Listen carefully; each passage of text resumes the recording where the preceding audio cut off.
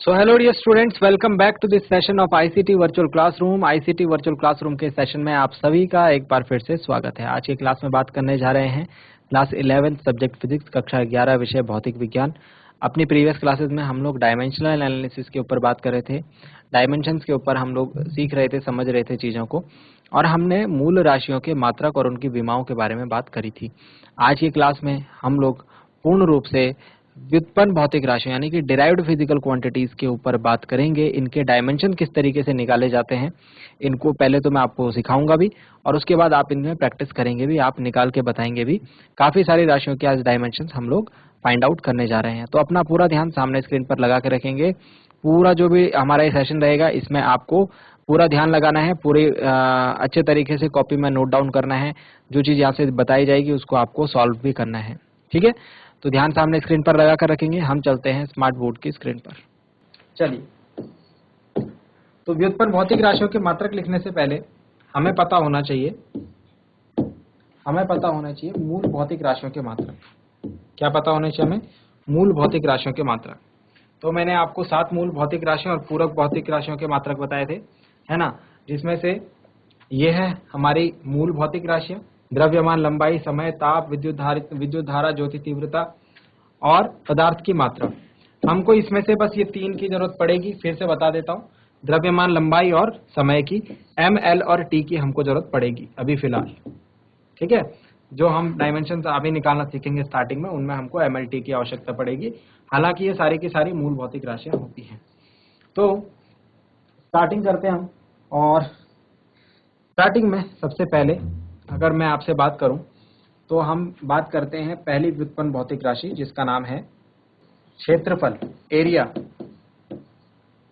Area के ऊपर बात कर रहे हैं। अभी हम मात्रक नहीं लिखेंगे, ठीक है, यूनिट के ऊपर बात नहीं करेंगे, ठीक है, ना ही चिन्ह के ऊपर। हम सिर्फ विमा निकालेंगे, और विमा को निकालने के लिए जो फॉर्मूला जरूरी होगा बस वो हम लिखेंगे यहाँ पर,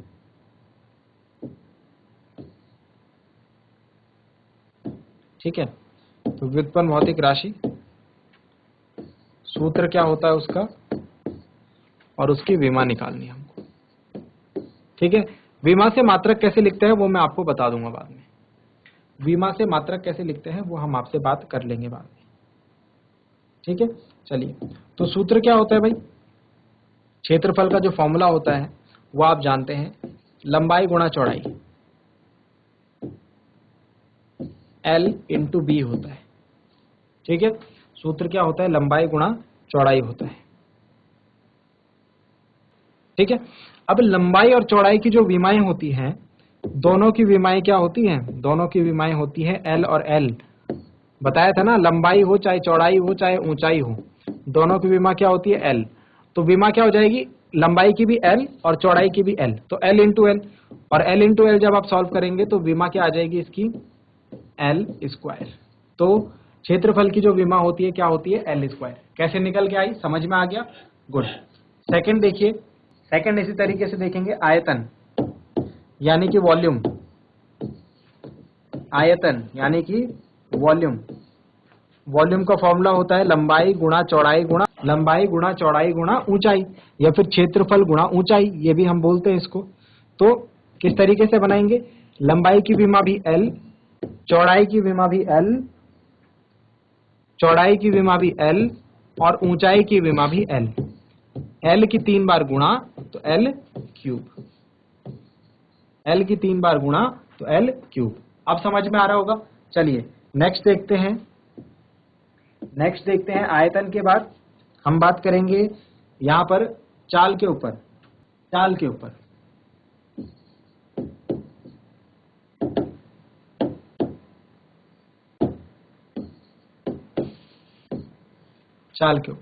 तो चाल बराबर क्या होता है? Speed is equal to distance upon time. Speed is equal to distance upon time, D upon T, D बटे टी। अगर हम इसको सिंपली लिखें तो डी बटे टी, दूरी बटे समय। चाल बराबर दूरी बटे समय होता है ना, ठीक है। तो दूरी बटे समय। अब दूरी की विमा के ऊपर बात करेंगे। बताया था आपको दूरी भी क्या होती है? दो बिंदुओं के बीच की लंबाई होती है। तो दूरी की विमा हो गई L, और समय की विमा होती है T। है ना। क्या बोला था यहाँ पर, एम, एल और टी की जरूरत पड़ेगी, तो इसीलिए समय की विमा क्या हो गई, टी। अब देखो इसको कैसे लिखेंगे, हमको सारा ये एक लाइन में लिखना है, तो एल तो ऊपर ठीक है, टी नीचे से ऊपर जाएगा तो क्या हो जाएगा, माइनस का 1, टी की पावर नीचे क्या है 1, ऊपर जाके क्या हो जाएगा -1, तो चाल की विमा आ गई एल टी -1।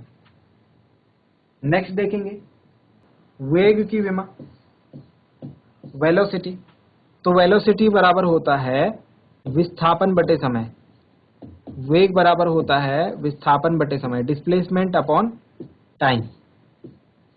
ठीक है, अब ध्यान से देखेंगे विस्थापन की जो विमा होती है, यहां पर मैं आपको क्लियर करने के लिए दूरी लिख देता हूं। ठीक है, यहां पर क्लियर करने के लिए दूरी लिख देता हूं। चाल और वेग में अंतर सिर्फ दूरी और विस्थापन का होता है, बाकी बटे समय दोनों में सेम रहता है। ठीक है, तो विस्थापन की विमा भी क्या होगी, एल होगी। बताया था दूरी विस्थापन, एक बिंदु से दो बिंदुओं के बीच की दूरी एल ही रहेगी, जो विमा होगी उसकी एल रहेगी। ठीक है, और समय की विमा क्या रहेगी, टी रहेगी। अब देखो ये भी एल अपॉन टी आ गया, मतलब ये एल टी -1 लिख सकते हैं। तो यहाँ पर हमें क्या बात पता लगी, यहाँ पर हमें ये बात पता लगी कि इन दोनों की विमाएं जो हैं सेम है, समान है। तो चाल और वेग की विमा हमेशा क्या होती है, समान होती है। चाल और वेग की विमा क्या होती है, समान होती है।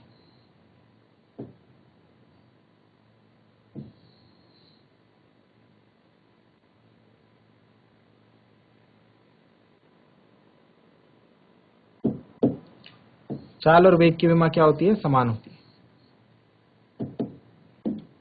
साइड में आप छोटा सा नोट लिख लें कि चाल और वेग की विमा क्या होती है, समान होती है, एल टी -1, एल टी -1। चलिए जरा जल्दी से नोट डाउन करेंगे इसे, फिर कुछ आपके लिए प्रैक्टिस के लिए हम देंगे, उन्हें भी आप फाइंड आउट करने की कोशिश करेंगे। चलिए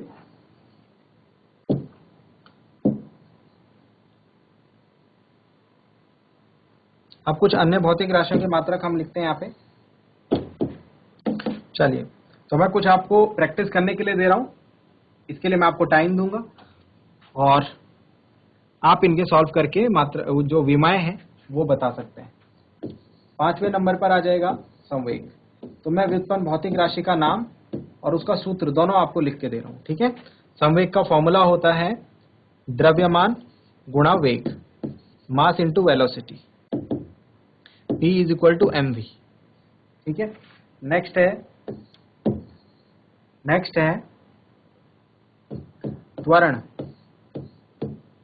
त्वरण का जो फॉर्मूला होता है वो होता है वेग परिवर्तन बटे समय, यानी कि आप बोल सकते हैं वेग की जो विमा होगी डेल्टा v, वही यूज करना आप। ठीक है, डेल्टा v अपॉन टी। तो डेल्टा v मतलब वेग की विमा। ठीक है, वेग परिवर्तन की विमा वही होगी जो वेग की विमा होगी। 7 नंबर पे आ जाता है बल, F is equal to ma, द्रव्यमान गुणा त्वरण। और 8 नंबर पे आ जाते हैं, 8 नंबर पे आ जाता है दाब। दाब बराबर बल बटे क्षेत्रफल, फोर्स अपॉन एरिया। तो फोर्स ये रहा, जो भी विमा यहां से निकल के आएगी, और एरिया यानी क्षेत्रफल की विमा हमने यहां पर निकाली थी। ठीक है, इनके भी मैं प्रतीक लिख देता हूं। चाल को हम स्पीड से डिनोट करते हैं। ठीक है, v से डिनोट करते हैं, वेग को भी v से डिनोट करते हैं। आगे चल के हम देखेंगे कि इनमें अंतर क्या होता है। संवेग को p से डिनोट करते हैं, त्वरण को a से और दाब को p से। चलिए जल्दी से आप इनकी विमाएं लिखिए, इसके लिए मैं आपको टाइम दे रहा हूं। चार आपको विमाएं लिखनी है, 4 भौतिक राशियों की। तो मैं आपको 2 मिनट का टाइम दे रहा हूं, 2 मिनट का समय।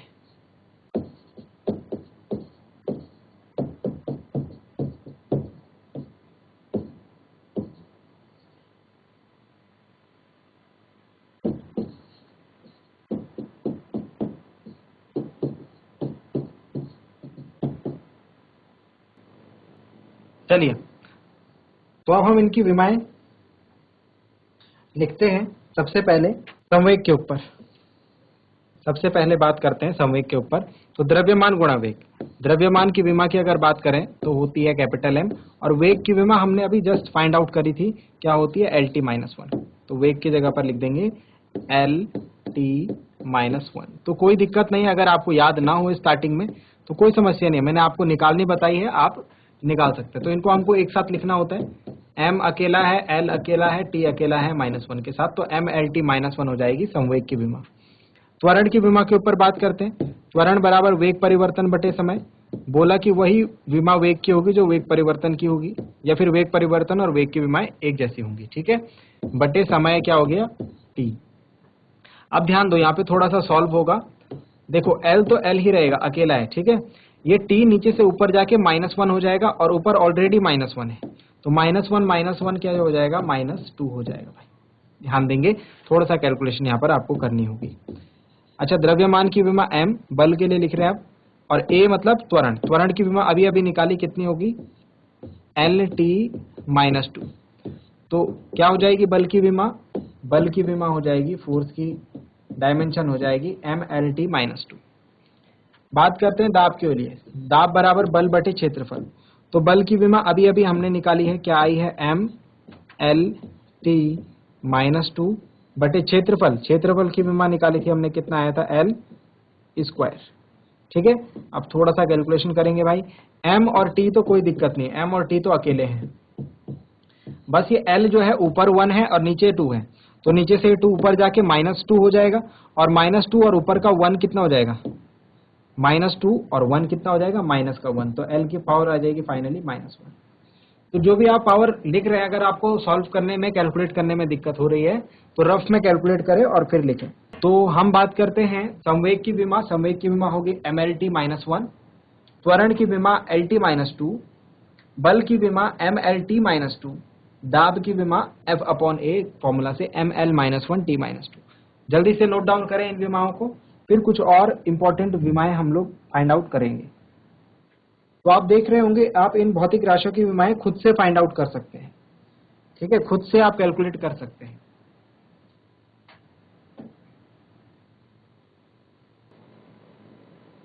चलिए, आई होप आपने नोट डाउन कर लिया होगा यहाँ तक। इसके आगे भी हम कुछ और भौतिक राशियों की बातें करते हैं। देखिए, क्वांटिटीज काफी सारी हैं, ठीक है, राशियां बहुत सारी हैं। इस क्लास में हम जितने क्वांटिटीज को कवर कर लेंगे, ठीक है। उसके अलावा जो भी क्वांटिटी आपको मिलेगी उसको आपको खुद से फाइंड आउट करना आना चाहिए। तो इस क्लास में मैं वही सिखाने पे आपको फोकस कर रहा हूँ कि आपको कोई भी भौतिक राशि मिले उसका फॉर्मूला याद करें और उसके फॉर्मूले से आप विमा खुद से बना सकते हैं, ठीक है। तो चलिए अब कुछ और क्वांटिटीज के ऊपर बात करते हैं। तो कितनी राशि हमने बात कर ली थी, 8 तक हमने बात कर ली। 9 पे लिखेंगे कार्य, यानी कि वर्क। कार्य बराबर होता है W = F × S, F.S, ठीक है। बल गुणा विस्थापन, S का मतलब है विस्थापन, लिखते भी रहे अगर कंफ्यूजन है तो। कार्य बराबर W = F × S, बल गुणा विस्थापन। ऊर्जा, एनर्जी, E, कोई सी भी ऊर्जा ले लीजिए, गतिज ऊर्जा है ना, स्थितिज ऊर्जा, या फिर कोई सी भी ऊर्जा, ठीक है।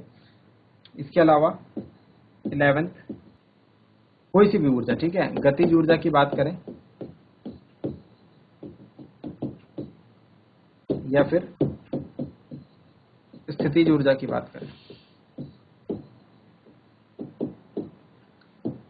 चलिए तो कैलकुलेट करते हैं कार्य की विमा। कार्य क्या है, F.S। F की विमा क्या है भाई, MLT-2। बल की विमा क्या है, MLT-2। और विस्थापन की विमा क्या होगी, L होगी, हम जानते हैं। तो L यहाँ पर 2 है, एक L गुणा में है तो L स्क्वायर हो जाएगा, तो क्या आ जाएगा, ML2T-2। देखो M, L और T एक ही बार आना चाहिए, अगर 2 बार है तो उनको सॉल्व करो, सॉल्व करके उसको फिर एक बनाओ, ठीक है। ध्यान देंगे, ऊर्जा की विमा चाहे वो गतिज ऊर्जा हो या फिर वो स्थितिज ऊर्जा हो, सबकी विमा क्या रहेगी, कार्य की विमा की जैसी रहेगी, ML2T-2। ध्यान रखेंगे, कार्य की विमा, ऊर्जा, गतिज ऊर्जा, स्थितिज ऊर्जा, सबकी विमा क्या रहेगी, सेम रहेगी भाई, ध्यान देंगे। चलिए नोट डाउन करेंगे जरा जल्दी से। 12 हो गए। ठीक है, जल्दी से नोट डाउन करें। कार्य की विमा, ऊर्जा, गतिज ऊर्जा, स्थितिज ऊर्जा। इसके बाद 13 नंबर पे मैं आपके साथ डिस्कस करता हूं कुछ नियतांकों की विमा। ठीक है, तो 13 नंबर पे गुरुत्वीय त्वरण की विमा हम डिस्कस करते हैं। गुरुत्वीय त्वरण आसानी से याद हो जाएगा आपको, जी से हम इसको लिखते हैं। सूत्र आपको नहीं याद रखना है, ठीक है, सूत्र नहीं याद रखना है, जी से हम इसको रिप्रेजेंट करते हैं। इसकी विमा वही होगी जो त्वरण की विमा होती है भाई, इसकी विमा वही होगी जो त्वरण की विमा होती है, LT-2। ठीक है, यहां ब्रैकेट में लिख देंगे त्वरण की विमा, जो त्वरण की विमा वही गुरुत्वीय त्वरण की विमा। ठीक है, नेक्स्ट आते हैं 14 नंबर पे, बात करते हैं अपवर्तनांक के ऊपर। क्लास 10th में पढ़ा होगा आपने, जरूर याद होगा आपको। n से हम इसको डिनोट करते हैं, N21 लिखते थे, याद है? N21 का मतलब होता था माध्यम 1 में प्रकाश की चाल बटे माध्यम 2 में प्रकाश की चाल, है ना? ऐसी होता था, माध्यम 1 में प्रकाश की चाल बटे माध्यम 2 में प्रकाश की चाल। तो हम इसको n से डिनोट करते हैं, और दोनों जगह क्या लिखा होता है? चाल। ध्यान से देखेंगे, मैं समझाने की आपको कुछ कोशिश कर रहा हूं। V1 का भी मतलब चाल से है और V2 का मतलब भी चाल से है। चाहे किसी भी माध्यम में राशि क्या है? चाल। क्वांटिटी क्या है? चाल। अच्छा, चाल की विमा हमने क्या बताई थी? चाल की विमा हमने बताई थी आपको निकाल के LT-1। तो ऊपर भी LT-1 आएगा और नीचे भी LT-1। सेम आ गया, कट जाएगा, मतलब नो डायमेंशन, 0 हो जाएगा, है ना? कैसा हो जाएगा ये? L की पावर 0, T की पावर 0। तो जब ऐसा हो जाए कि आपको M और L और T तीनों की पावर 0 मिले, मतलब कोई विमा नहीं। तो अपवर्तनांक एक ऐसी राशि है जिसकी कोई विमा नहीं होती है, जिसकी कोई विमा नहीं होती। चलिए, आई होप यहां तक आपने नोट डाउन कर लिया होगा। अब काफी सारी राशियां ऐसी हैं जो आपको दी जाएंगी, तो आपको जब अपने आगे पढ़ेंगे तो आपको उनके डायमेंशन खुद से निकालने, मतलब वो आपके लिए नहीं रहेंगी, है ना? न्यू क्वांटिटीज रहेंगी। जैसे कुछ एक न्यू क्वांटिटीज के ऊपर मैं आपसे बात कर लेता हूं अभी। जब आप उसे आगे पढ़ेंगे तो वहां पर आपको उनकी विमाएं खुद से निकालनी होगी, और आप उसे जब पढ़ेंगे तो आपको विमा निकालते टाइम कोई बहुत ज्यादा मुश्किल नहीं रहेगी। ठीक है, तो जैसे एक क्वांटिटी के ऊपर बात करते हैं हम। अभी कितने हुए थे? 14 तक हो गए। 14 के आगे 15।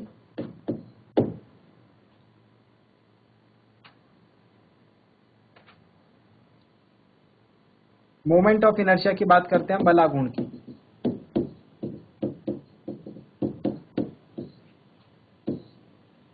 फॉर्मूला होता है m इंटू डी स्क्वायर। ठीक है, m मतलब द्रव्यमान, m मतलब द्रव्यमान, तो इसकी विमा हो जाएगी कैपिटल M। और d मतलब दूरी, तो दूरी का स्क्वायर है तो L स्क्वायर हो जाएगा। क्या विमा निकल के आ रही है? ml square. अब आप जानते नहीं हैं कि बलागुण क्या होता है, लेकिन विमा आप उसकी इजीली निकाल सकते हैं। अगर आपको फॉर्मूला पता हो, सूत्र पता हो, तो विमा आप निकाल सकते हैं, इस बात के ना पता होते हुए भी कि राशि क्या है। ठीक है, इसी तरीके से हम देखेंगे, हम पढ़ेंगे पृष्ठ तनाव को, सरफेस टेंशन को। सरफेस टेंशन का मतलब होता है प्रति एकांक लंबाई पर लगने वाला बल, है ना? F/L। तो इसकी विमा कैसे निकालेंगे? F मतलब बल की विमा, MLT-2 अपॉन L मतलब दूरी की विमा, L। अब देखो ये L ऊपर जाएगा, ऊपर 1 है, नीचे भी 1 है, 1 से 1 कट जाएगा, तो बचेगा क्या? MT-2। समझ में आ रहा है या नहीं आ रहा है? क्या बोला है कि फॉर्मूला जो होगा, डायमेंशनल फॉर्मूला, वो ऐसा दिखना चाहिए हमको, m की पावर a, l की पावर b, t की पावर c। उसमें m, l और t एक ही बार आना चाहिए, भले उनकी घातों में कुछ भी आ रखा हो। जहां पर m, l या t में से कुछ नहीं होगा, वहां पर हम मान लेंगे कि उसकी घात 0 है। मतलब जैसे समझ के देखिए, अगर आपको इस वाले फॉर्मूला को लिखना है m की पावर a, l की पावर b, t की पावर c में, तो m तो है यहाँ पर, l नहीं है तो l 0 कर दो, t की पावर -2 है तो -2 लिख दो। ये हो गया m की पावर a, l की पावर b, t। तो कोई भी फॉर्मूला आपको इस फॉर्म में लिखना है, m, l और t के फॉर्म में, ठीक है। मतलब जहां पर m, l, t है तो वहां पर सिर्फ अकेले होने चाहिए, ऐसा नहीं कि आपने इसे सॉल्व नहीं करा, ठीक है। इसे सॉल्व जरूर करेंगे, जहां पर 2 l दिखे उसे सॉल्व करें, m दिखे तो उसे सॉल्व करें, t दिखे तो उसे सॉल्व करें, और फिर फाइनल जो है विमा लिखें। नेक्स्ट बात करते हैं, ठीक है, इसे हम जड़त्व आघूर्ण के नाम से जानते हैं, मोमेंट ऑफ इनर्शिया, जड़त्व आघूर्ण। सही करेंगे बच्चों, इसे मिस्टेक हो गई, जड़त्व आघूर्ण। चलिए, आई होप आपको समझ में आया होगा किस तरीके से हमको विमाएं जो है वो फाइंड आउट करनी है, ठीक है, विमाएं कैलकुलेट करनी है, और इस तरीके से काफी सारी विमाएं हैं, है ना, काफी सारी क्वांटिटीज है। जाते जाते एक राष्ट्र बीमा हम लोग बात करते हैं जो हमने पिछली क्लास में पढ़ी थी। नेक्स्ट क्लास में भी हम इसके कुछ क्वेश्चंस करेंगे, बट वो दूसरे टाइप के क्वेश्चंस होंगे। तो जाते जाते हम बात करते हैं विभवांतर के ऊपर, पोटेंशियल डिफरेंस। विभवांतर, V से जिसको डिनोट करते हैं, विभवांतर का फॉर्मूला आपने देखा होगा, W अपॉन Q होता है। अच्छा, इससे पहले हम आवेश की विमा के ऊपर बात कर लेते हैं। आवेश की विमा, अब इसमें M, L और T के अलावा जो एक और मूल राशि है वो आएगी। I बराबर क्या होता है भाई, Q अपॉन T होता है। तो Q बराबर क्या हो जाएगा, I गुणा T। I क्या है, विद्युत धारा। क्या मैंने आपको बताया, विद्युत धारा क्या है, एक मूल राशि है। विद्युत धारा क्या है, एक मूल राशि है, और इसकी विमा होती है A। इसकी विमा क्या होती है, A। तो विद्युत धारा की जगह पर हम क्या लिखेंगे, A। I की विमा क्या हो जाएगी, A इंटू T है, तो T की विमा तो T रहेगी, समय की विमा तो T रहेगी, है ना। तो ये हो जाएगी AT, ठीक है। अब बात करते हैं लास्ट विभवांतर के बारे में, क्योंकि विभवांतर में आवेश का यूज है। विभवांतर के फॉर्मूला में आवेश आता है, W अपॉन Q बोलते हैं हम एकांक आवेश को एक बिंदु से दूसरे बिंदु तक ले जाने में किया गया कार्य, है ना, W अपॉन Q। अच्छा, W की विमा, कार्य की विमा बताई थी आपको, ml स्क्वायर t माइनस 2, है ना, और एकांक ये Q की विमा अभी अभी लिखी है ऊपर AT, ठीक है। अब इसमें आप नीचे से T को सॉल्व कर सकते हैं, बस A को नहीं सॉल्व कर सकते हैं। तो क्या आएगा, देखो m l स्क्वायर T कितना हो जाएगा, नीचे 1 है, ऊपर -2, ये नीचे का 1 ऊपर जाके -1 हो जाएगा, -2 और 1 -3 हो जाएगा, और A जो है नीचे से ऊपर आके -1 हो जाएगा। तो ये विमा है किसकी, विभवांतर की, ml square T minus 3 A minus 1। Note down करेंगे। सो आई होप डियर स्टूडेंट्स, आज की क्लास में जो बातें बताई गई आपको वो समझ में आई होंगी, कुछ नया सीखने को जरूर मिला होगा। आज के लिए इतना ही, मिलते हैं अगली क्लास में ऐसे ही किसी इंपॉर्टेंट और इंटरेस्टिंग टॉपिक के साथ। क्लास से जुड़ने के लिए आप सभी का बहुत बहुत धन्यवाद। Thank you very much and have a nice day.